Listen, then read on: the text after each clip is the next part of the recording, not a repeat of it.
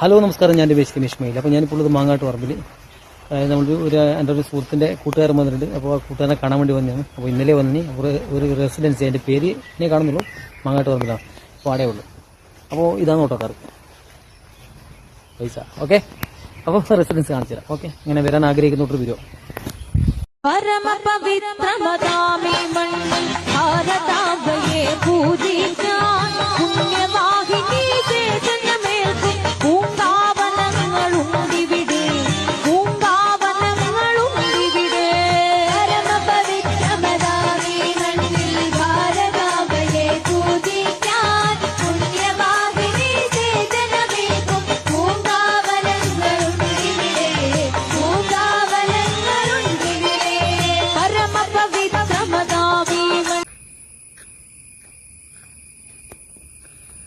വിശാലമായ പാർക്കിംഗ് സൗകര്യം, നല്ല സൗകര്യമുള്ള സ്ഥലം.